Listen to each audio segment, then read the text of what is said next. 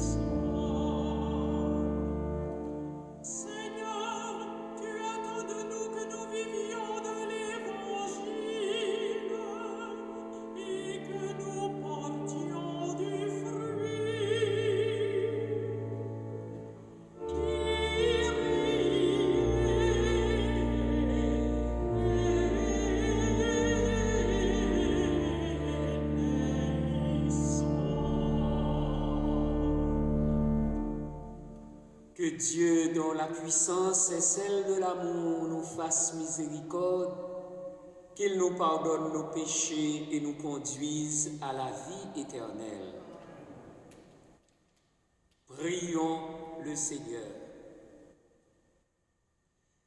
Seigneur Dieu, source de toute bonté et de toute miséricorde, tu nous as montré comment guérir du péché par le jeûne, la prière et le partage. Accueille favorablement l'aveu de notre faiblesse et puisque nous prenons humblement conscience de nos fautes, que ta miséricorde nous relève sans cesse. Par Jésus-Christ, ton Fils, notre Seigneur, qui vit et règne avec toi dans l'unité du Saint-Esprit, Dieu pour les siècles des siècles.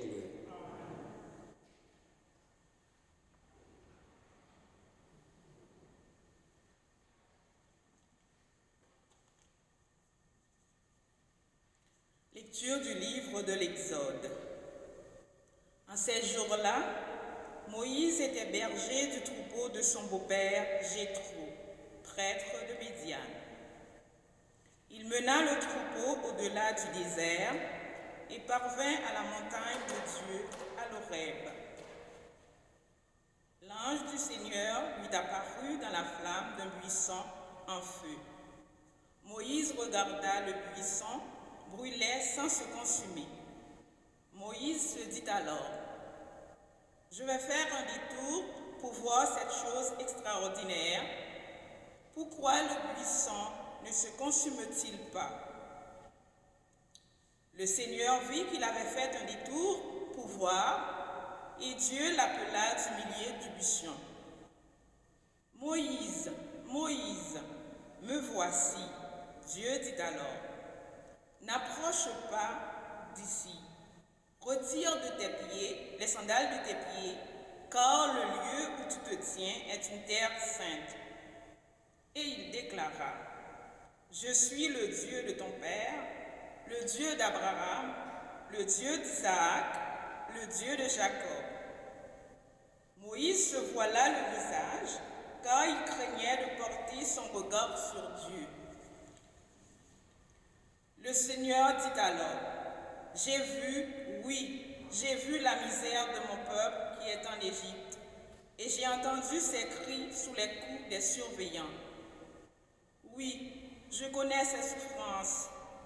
Je suis descendu pour le délivrer de la main des Égyptiens et le faire monter de ce pays vers un beau et vaste pays, vers un pays ruisselant de lait et de miel.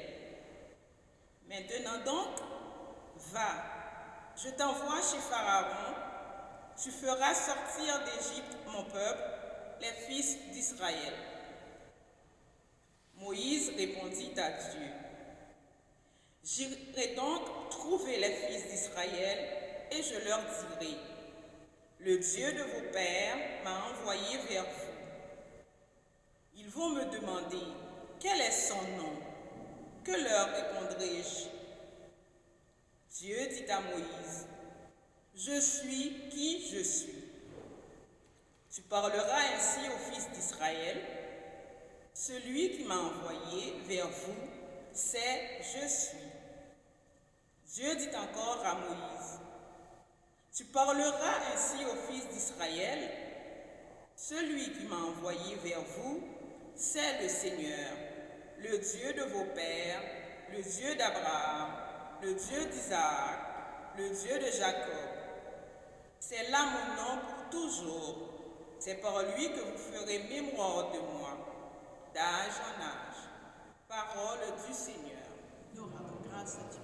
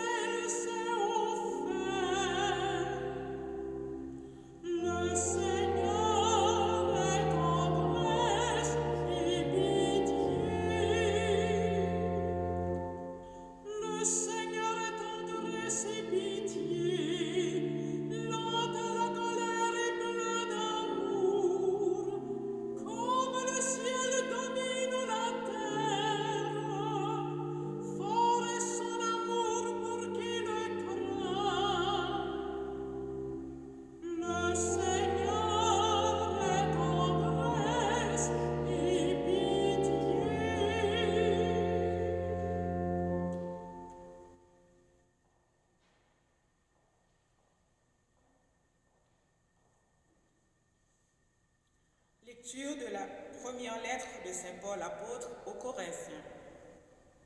Frères, je ne voudrais pas vous laisser ignorer que, lors de la sortie d'Égypte, nos pères étaient tous sous la protection de la nuée et que tous ont passé à travers la mer.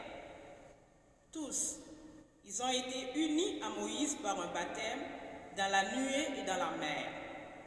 Tous, ils ont mangé la même nourriture spirituelle. Tous, ils ont bu la même boisson spirituelle, car ils buvaient à un rocher spirituel qui les suivait. Et ce rocher, c'était le Christ. Cependant, la plupart n'ont pas su plaire à Dieu. Leurs ossements, en effet, jonchèrent le désert. Ces événements devaient nous servir d'exemple pour nous empêcher de désirer ce qui est mal, comme l'ont fait ces gens-là. Cessez de récriminer comme l'ont fait certains d'entre eux. Ils ont été exterminés. Ce qui leur est arrivé devait servir d'exemple et l'Écriture l'a raconté pour nous avertir, nous qui nous trouvons à la fin des temps. Ainsi donc, celui qui se croit solide, qu'il fasse attention à ne pas tomber. Parole du Seigneur. Nous rendons grâce à Dieu.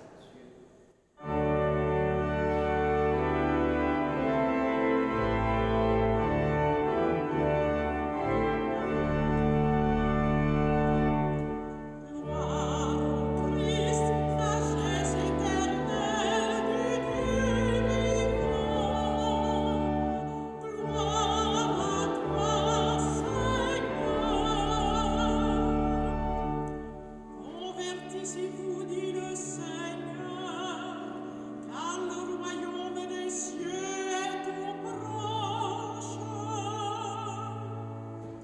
Gloire au Christ, sagesse éternelle du Dieu vivant. Gloire à toi, Seigneur.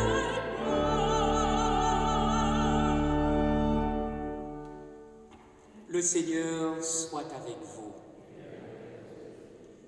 Évangile de Jésus-Christ selon saint Luc.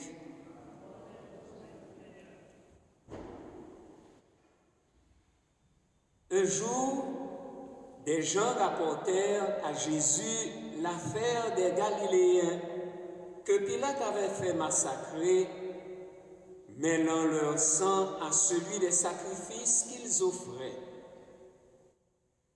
Jésus leur répondit, « Pensez-vous que ces Galiléens étaient de plus grands pécheurs pour de plus grands pécheurs que tous les autres Galiléens pour avoir subi un tel sort? Eh bien, je vous dis, pas du tout. Mais si vous ne vous convertissez pas, vous périrez tous de même. » Et ces 18 personnes tuées par la chute de la tour de Siloé, pensez-vous qu'elles étaient plus coupables que tous les autres habitants de Jérusalem? Eh bien, je vous dis, pas du tout. Mais si vous ne vous convertissez pas, vous périrez tous de même. Jésus disait encore cette parabole. Quelqu'un avait un figuier planté dans sa vigne. Il vint chercher du fruit sur ce figuier et n'en trouva pas. Il dit alors à son vigneron, « Voilà 3 ans que je viens chercher du fruit sur ce figuier et je n'en trouve pas. Coupe-le. À quoi bon le laisser épuiser le sol? » Mais le vigneron lui répondit, « Maître, laisse-le encore cette année, le temps que je bêche autour pour y mettre du fumier. Peut-être donnera-t-il du fruit à l'avenir. Sinon, tu le couperas. » Acclamons la parole de Dieu.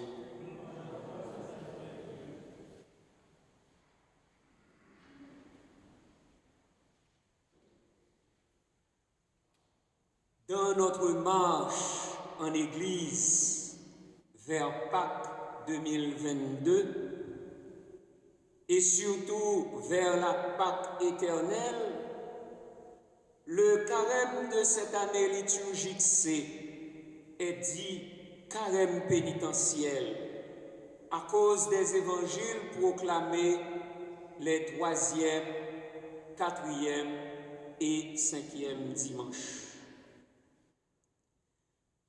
L'évangile du jour présente ainsi 2 événements tragiques.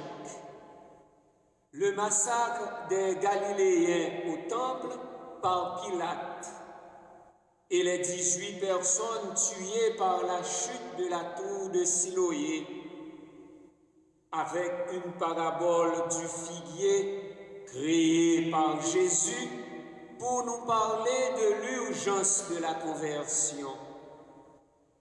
Oui, il est urgent de se décider, il est urgent de changer sa vie. D'abord, on vient rapporter à Jésus l'affaire tragique des Galiléens, selon laquelle, à Jérusalem, sur ordre de Pilate, gouverneur romain, des Galiléens ont été mis à mort, tandis qu'ils offraient leur sacrifice au temple. Puis Jésus lui-même rappelle à ses auditeurs un autre fait tragique, celui des 18 personnes qui ont péri, victimes de l'effondrement de la tour de Siloé. Pour nous situer, on pourrait évoquer un exemple de pareilles catastrophes provoquées par les guerres médiatisées en Afghanistan, Irak, Syrie et en Ukraine. L'effondrement provoqué de la World Trade Center à New York, les tremblements de terre meurtriers en Haïti, sans oublier les innombrables personnes tuées par la violence armée, les génocides, la répression militaire et la famine, etc., ainsi que les victimes de la COVID-19 ici et partout. On s'attend à ce que Jésus prenne une position, soit en dénonçant la sauvage répression menée par l'occupant, soit en condamnant ces vaines aventures d'irresponsables qui occasionnent de telles calamités. Selon une mentalité erronée se rapportant à la culpabilité des victimes, les gens se demandent, à la vue de ces catastrophes, si les disparus ne les auraient pas mérités à cause de leurs péchés. Qu'on se rappelle la question posée par les apôtres devant l'aveugle-né. Rabbi, qui a péché pour qu'il soit né aveugle, lui ou ses parents? Jean chapitre 9, verset 2.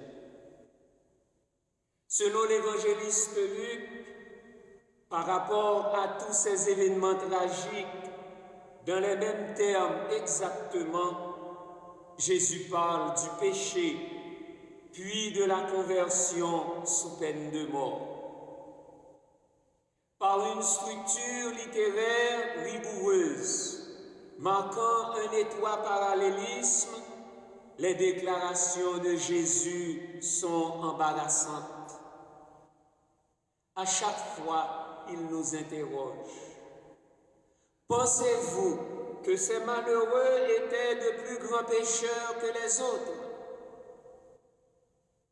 Sa réponse négative, eh bien, je vous dis, pas du tout.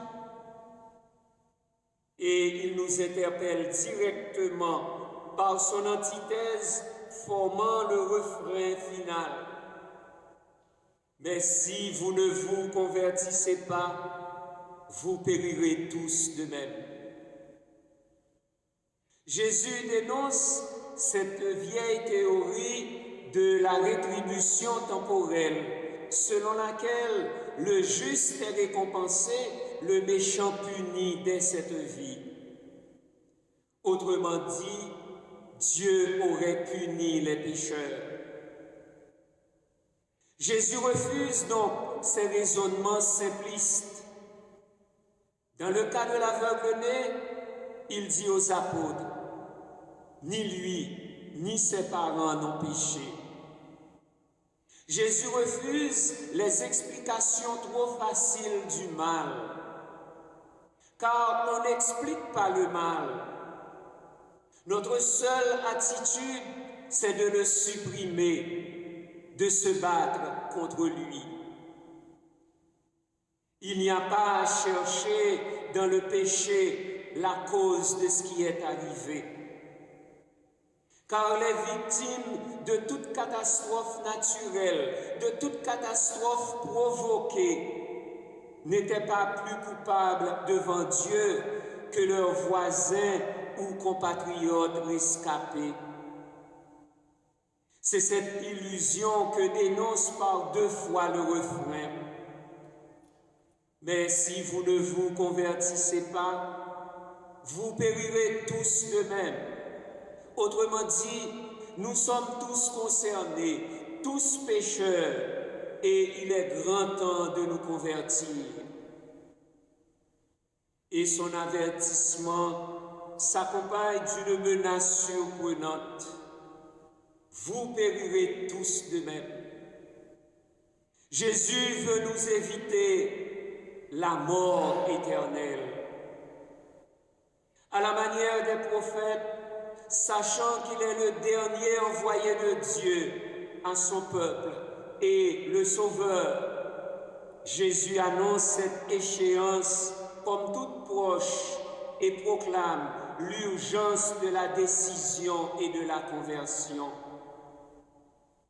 Convertissez-vous, car le royaume de Dieu est proche. Après ces propos vigoureux, la parabole du figuier de Jésus apporte une note plus apaisante, tout en évoquant un délai de grâce, encore une année. Après 3 ans, le figuier n'a jamais rien donné. On peut comprendre l'apparente impatience du propriétaire et découvrir ainsi l'image de Dieu qui, finalement, décide de supprimer les productifs figuiers pour éviter au moins qu'ils n'épuisent le sol au détriment du reste. Or, la surprise est aussi l'intervention du vigneron, reflétant l'image du Christ et son succès.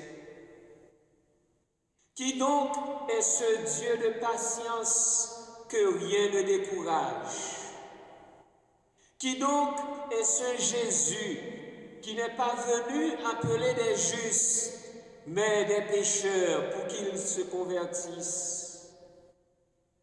Qui donc est Jésus qui veut te sauver à tout prix? Ainsi donc, sache que Jésus ne cesse de redire à son Père pour toi, Maître, laisse-le encore cette année, le temps que je pêche autour pour y mettre du fumier. Peut-être donnera-t-il du fruit à l'avenir. Sinon, tu le couperas. Savoir lire en tout événement, si déroutant soit-il, un signe qui nous ramène à l'essentiel. Savoir entendre dans la parole du Christ l'appel du Père miséricordieux qui nous invite à nous tourner vers lui et veut renouveler nos cœurs.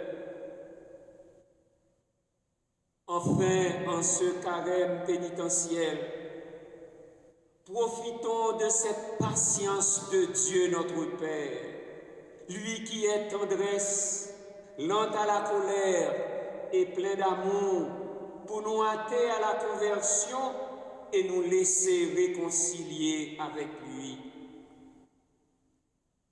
Revenez donc au Seigneur votre Dieu de tout votre cœur.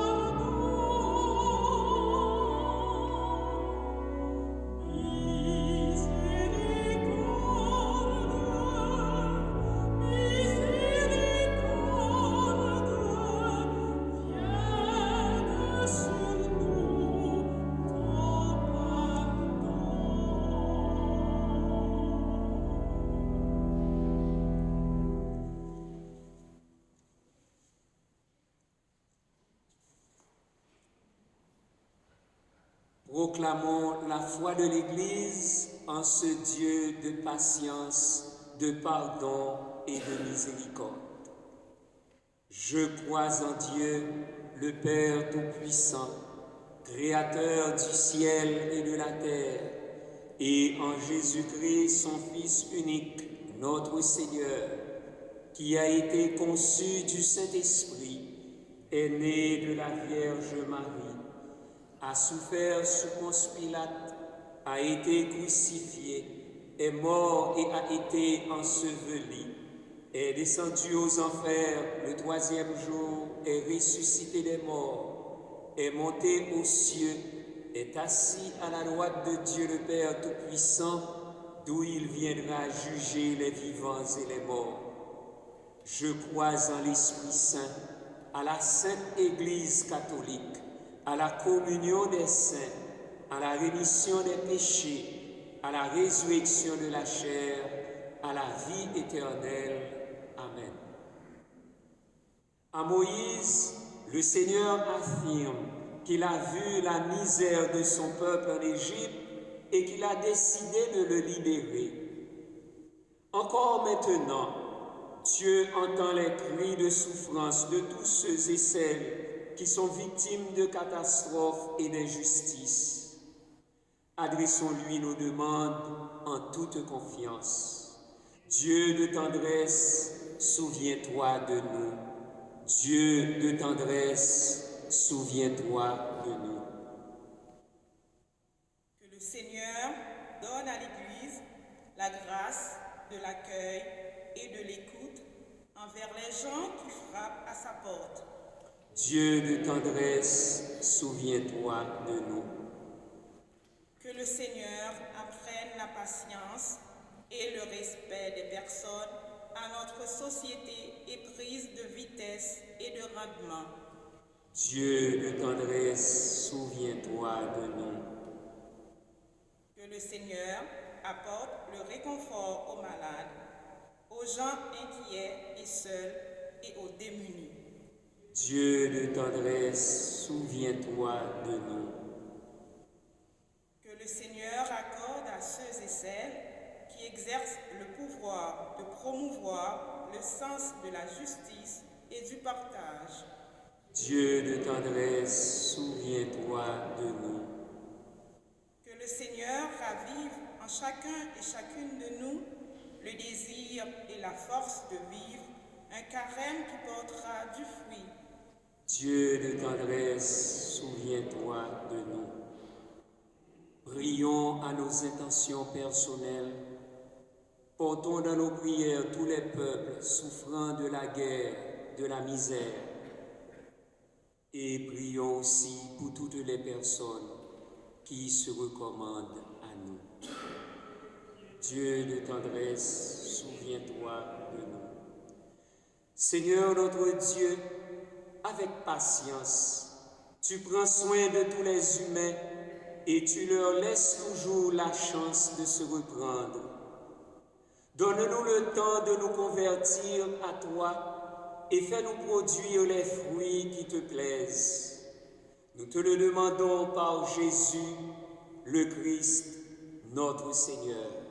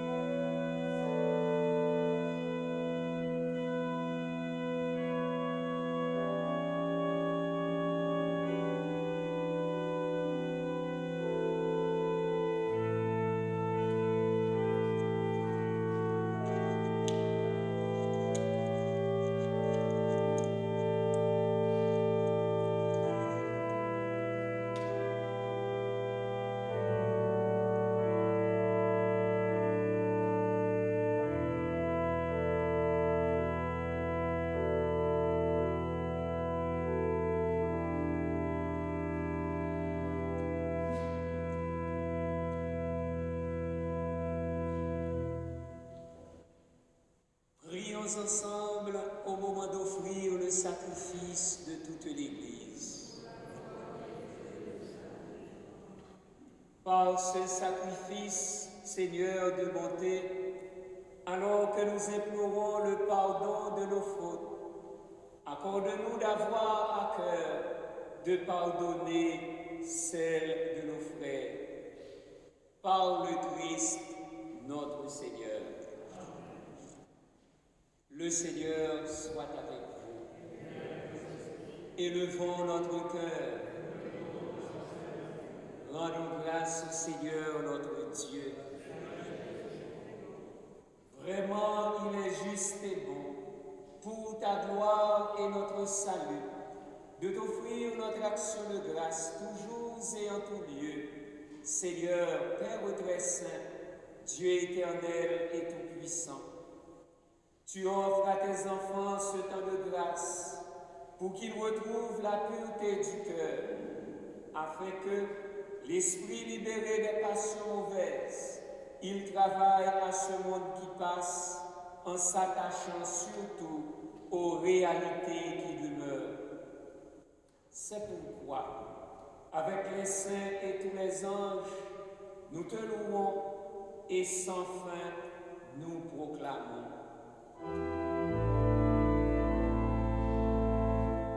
Sanctus, Sanctus,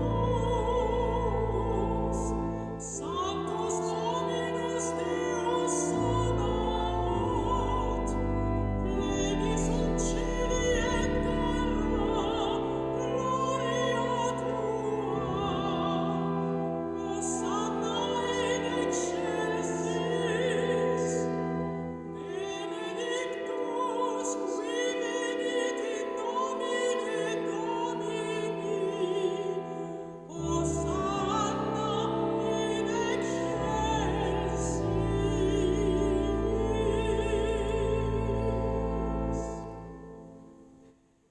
Toi qui es vraiment saint, toi qui es la source de toute sainteté, Dieu notre Père, nous voici rassemblés devant toi et dans la communion de toute l'Église.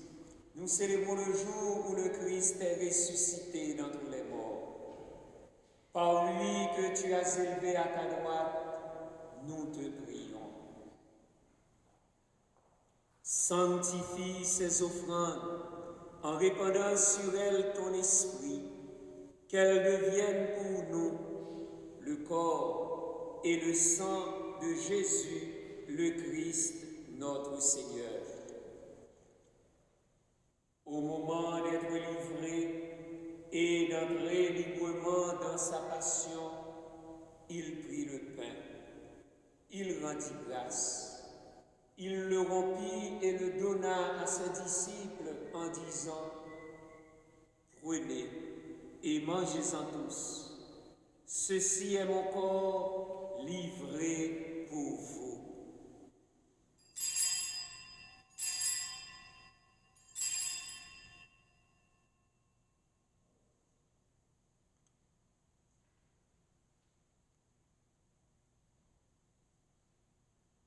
De même, après le repas, il prit la coupe. De nouveau, il rendit grâce et la donna à ses disciples en disant, « Prenez et buvez-en tous, car ceci est la coupe de mon sang, le sang de l'alliance nouvelle et éternelle, qui sera versé pour vous et pour la multitude en rémission des péchés. Vous ferez cela en mémoire de moi. »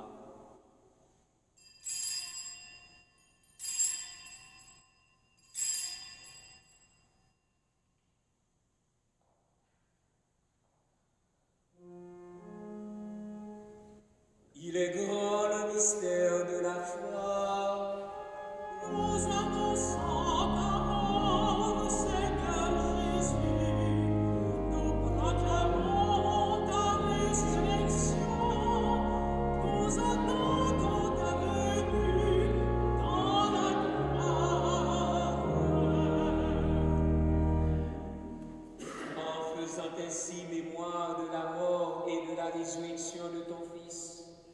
Nous t'offrons, Seigneur, le pain de la vie et la coupe du salut. Et nous te rendons grâce, car tu nous as estimés dignes de nous tenir devant toi pour te servir. Humblement, nous te demandons qu'en ayant part au corps et au sang du Christ, nous soyons rassemblés par l'Esprit Saint en un seul corps. Souviens-toi, Seigneur, de ton Église répandue à travers le monde. Fais-la grandir dans ta charité, en union avec notre pape François, notre évêque Christian et tous les évêques, les prêtres et les diacres. Souviens-toi aussi de nos frères et sœurs qui se sont endormis dans l'espérance de la résurrection. Souviens-toi de Père Kétouidor, religieux de Sainte-Croix. Souviens-toi de Inédone Michel. Et souviens-toi dans ta miséricorde de tous les défunts. Accueille-les dans la lumière de ton visage. Sur Antonio Junior Charles, sur Elsie Duchesne, sur Renan Joseph, Marguerite Benjamin, sur le Père Rosemont Marcelin, supérieur provincial, et tous les religieux de Sainte-Croix d'Haïti, sur Jean-Claude Théogène, sur Anthony Saint-Julien, sur Roland Lucien et famille, et sur nous tous enfin nous implorons ta bonté.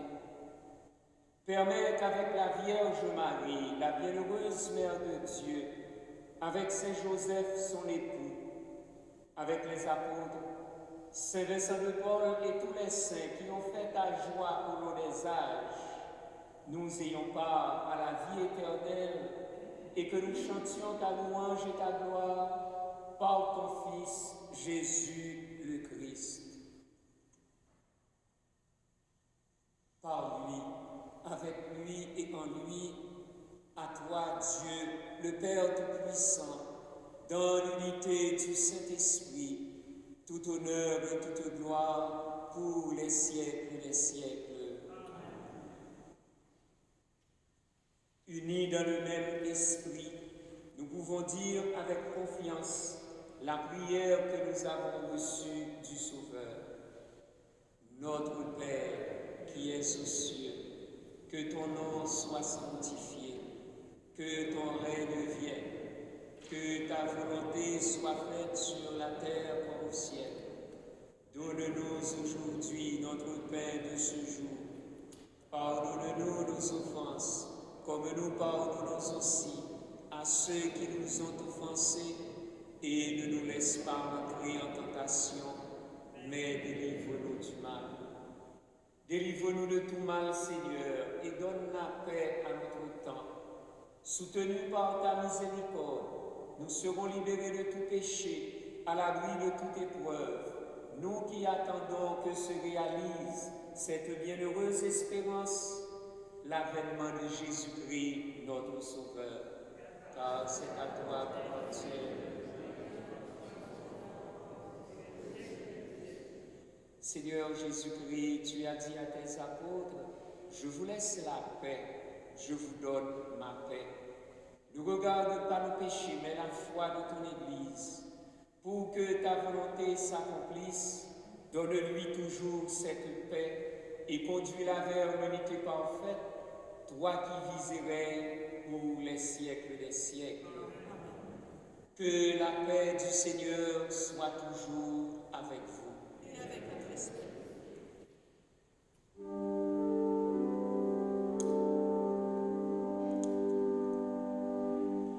Agnus Dei,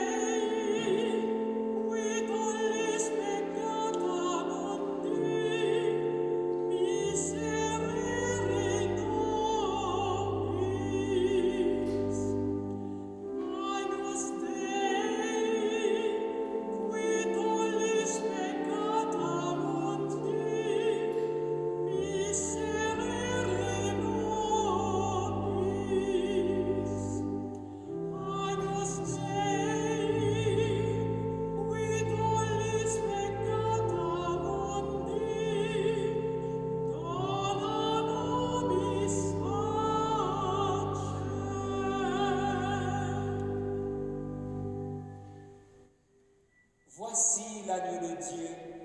Voici celui qui enlève les péchés du monde.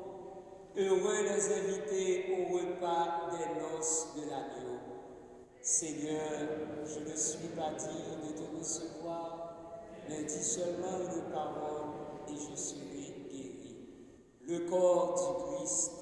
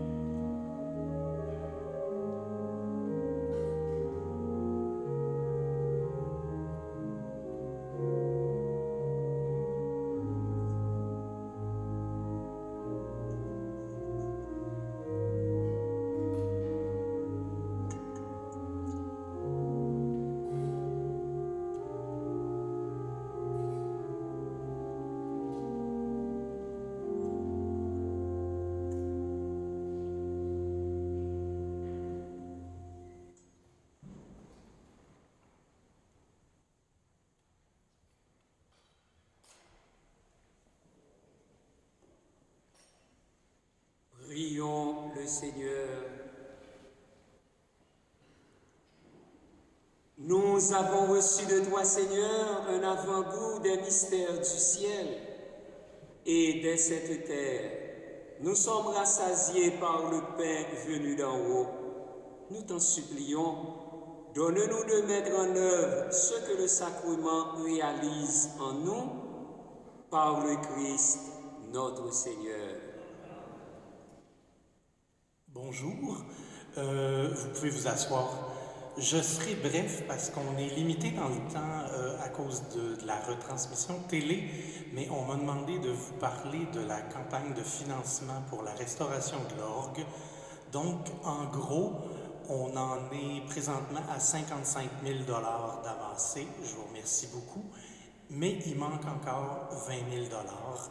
Donc, la campagne de financement se continue. Tous les dons sont les bienvenus. À partir de 50 $, vous pouvez avoir un reçu d'impôt. Et plus précisément, vous devez sûrement vous demander c'est quoi la merveilleuse toile dans le chœur. On ne s'est pas transformé en galerie d'art, mais c'est un cadeau de la galerie d'art Saint-Vincent-de-Paul et on va la faire tirer. Donc, c'est une façon aussi d'amasser quelques milliers de dollars pour la restauration de l'orgue. Donc, à partir de la semaine prochaine, il y aura des billets en vente. Un billet au coût de 20 $ ou 3 pour 50 $. Et dans quelques mois, on va laisser passer quelques mois et la semaine sainte. Puis dans quelques mois, la toile sera tirée. Vous pouvez acheter autant de billets que vous le voulez. Je vais m'arrêter là pour ce soir, mais je vous remercie beaucoup. À partir de la semaine prochaine, il y aura des billets disponibles. Il y aura des gens aux portes à la fin des messes. Merci. La quête de la semaine dernière a rapporté 818 $. Un grand merci à tous. Un merci à chacun et à chacune de vous pour votre présence. Un merci à tous les collaborateurs et toutes les collaboratrices qui nous ont aidés à vivre cette Eucharistie. Au milieu de l'Église, il y a le tronc du carême, alors pensez à partager un peu de ce que vous avez avec ceux et celles qui sont dans le besoin. Veuillez vous mettre debout, puisque aujourd'hui c'est la fête de Saint-Joseph. En votre nom et pour vous, je vais d'abord dire une prière de Saint-Joseph, la prière « Souvenez-vous » que l'on dit souvent à l'oratoire, et ensuite, après la bénédiction, vous aurez un chant à Saint-Joseph.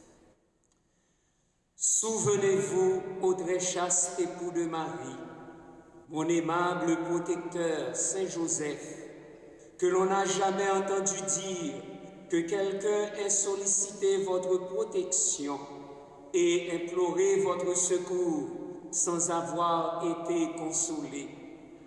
Je viens avec confiance me présenter devant vous et me recommander à vous avec ferveur. Ne rejetez pas mes prières, Père virginal du Rédempteur, mais écoutez-les avec bonté et daignez les exaucer. Amen. Saint Joseph, priez pour nous. Saint Joseph, Saint Joseph, le Seigneur soit avec vous. Dirige, Seigneur, le cœur de tes fidèles et, dans ta bienveillance, donne à ceux qui te servent la grâce d'accomplir la plénitude de tes commandements en demeurant dans l'amour pour toi et pour le prochain, par le Christ, notre Seigneur. Et que Dieu Tout-Puissant vous bénisse, le Père et le Fils et le Saint-Esprit. Le chant à Saint-Joseph.